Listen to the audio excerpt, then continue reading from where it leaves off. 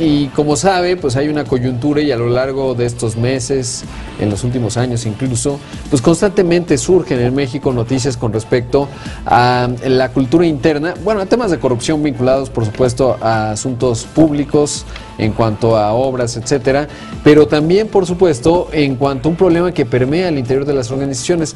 Para hablar de este tema está conmigo aquí en el estudio, como siempre, Ernesto Weissman, director de Tandem Soluciones en la toma de decisiones, que tiene mucho que ver con la toma de decisiones y sobre todo cómo se fortalece o cómo se tienen mecanismos en las empresas para inhibir temas de corrupción, porque cada vez más, sobre todo las empresas que operan en países desarrollados, pues tienen que tener una serie de estructuras de compliance, es decir, de cumplimiento de normas, etcétera, de transparencia para evitar justamente que caigan en este tipo de escándalos que tanto erosionan el valor de una empresa.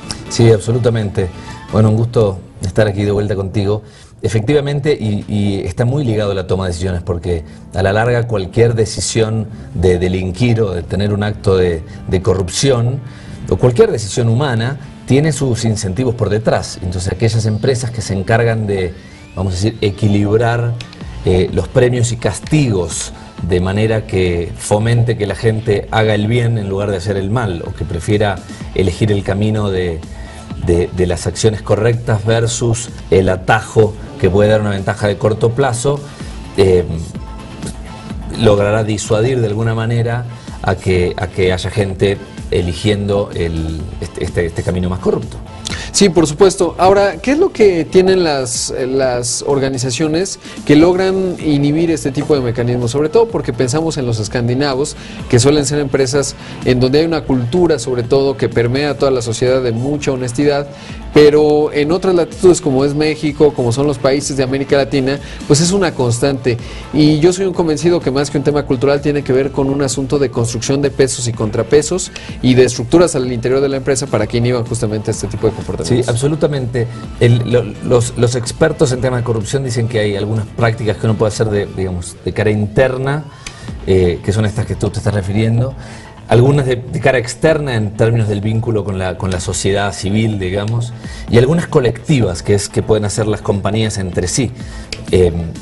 Respecto de las internas, los premios y castigos y cómo estén diseñados es una de las claves. Yo diría que hay tres claves. La primera es cómo castigo estos actos, ¿no? Aquellas empresas que tienen tolerancia cero ante eventos de corrupción, donde hacen un despido inmediato y los hacen públicos, generan que, vamos a decir, en la balanza de lo que tengo por ganar si cometo un acto de corrupción y lo que tengo por perder, digan, bueno, la pérdida no me conviene. Entonces ahí hay un primer contrapeso que tiene que ver con los incentivos. El segundo tiene que ver, como decía hace un rato, con las metodologías de control. Digamos, qué es lo que hacen los departamentos de compliance y de manera sistemática, repetida y diría estricta, para poder encontrar todas las fugas, para poder encontrar todos los momentos a donde esto puede pasar y detectarlo de manera temprana.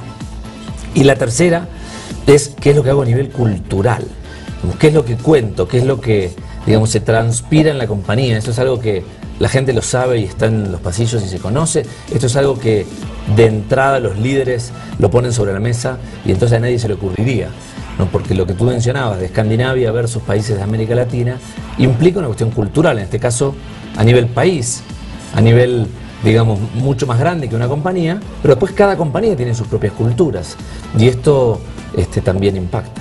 Sí, por ejemplo, se ha mencionado mucho cómo cuando los mexicanos cruzan la frontera y se van a trabajar a los Estados Unidos, pues automáticamente son 12 veces menos corruptos que lo que pudieran ser en México. Es decir, se expresa, digamos, en el respeto a las señales de tránsito, toda esta historia, porque más que cultura, pues hay un país en donde el marco regulatorio es muy contundente a la hora de castigar este tipo de conductas, que tiene que ver con lo que mencionas en términos de mandar señales muy claras, ¿no? Porque lo que vemos en el manejo de los escándalos en México de muchas compañías, pues es que tardan mucho tiempo primero en reconocer el hecho, y una vez que lo reconocen, en generalizar despidos que parece más bien que entregan una figura o una posición más que tomar una medida real y profunda con respecto a la forma en la que operan, ¿no?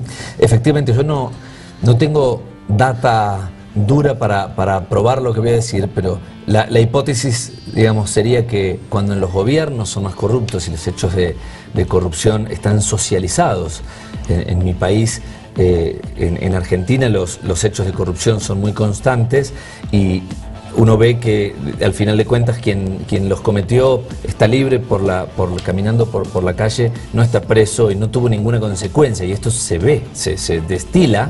Entonces, y ahí viene mi hipótesis, las empresas también se animan, o las sociedades se animan, porque dicen, bueno, si al final no pasa nada. Ahora, en otros países, a donde los estados y a nivel gobierno, no empresas, se es más rígido y entonces se cumple la ley a rajatabla, la gente tiene menos incentivos para hacerlo también en las empresas o a nivel personal. Sí, ahora, otra discusión que creo que esa es muy profunda tiene que ver con cómo se están dando las empresas globalizadas, en términos de que podemos tener empresas que son globales, y si uno piensa en las leyes estadounidenses que previenen no solo la corrupción y los sobornos a gobiernos en los Estados Unidos, pero fuera del territorio, por estas leyes que han tenido un avance en donde puede tener un costo para una compañía, un banco, etcétera, sobornar a alguien en su filial de algún país de América Latina o de cualquier otro lugar del mundo, pero vemos otras compañías que tienen presencia global, es el caso de OHL, que pues las va persiguiendo la corrupción, y aún así son empresas que tienen una presencia geográfica importante. Entonces no parecería que operar en el mundo tenga por per se la característica de no entrar en estos asuntos, ¿no? Porque en muchos mercados pues tienen que entrar y adaptarse a las condiciones que hay, que muchas veces implican corrupción. Sí, absolutamente. Hay mercados a donde no operar de manera corrupta te es impide perder operar, ¿no? competitividad, Claro. perder márgenes, es donde la dinámica de negocio hace que la competencia sea desleal y de alguna forma es, o lo hago a la manera que se hace en este mercado, o no me conviene jugar, me conviene salirme. Entonces, ahí de vuelta el nivel de rigurosidad ética que algunas compañías tengan, dirán, prefiero no participar de ese mercado, y otras dirán, prefiero participar con las reglas de juego que me toque jugar. No, hay muchos casos, digamos, en este caso, digo, de las últimas más resonantes, digamos, Petrobras, muy fuerte, Avon tuvo un escándalo en China hace 3 años realmente fuerte, y así Walmart, creo que leí hace tanto. Sí, sí. Hay muchos casos de empresas globales que uno supondría que son impolutas y que a la larga termina entendiendo algunas de estas cuestiones. Lo que hay que mirar también es cómo reaccionan una vez que se encontró, porque, digamos, los individuos pueden cometer errores. Lo que hay que mirar es qué es lo que hace la empresa luego con ese individuo, qué prácticas instala, cómo monitorea estos riesgos, porque para las empresas a la larga este es un riesgo interno, es un riesgo más, que hay que poder evaluar, medir, gestionar, entender qué impacto puede tener un escándalo de estos. En el caso de Avon, por ejemplo, fue tremendo, para prepararse.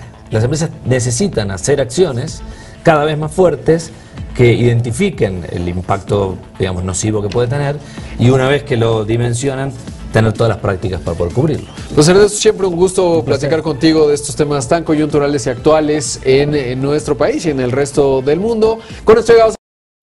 Te invitamos a seguir cuestionando la información con los siguientes videos.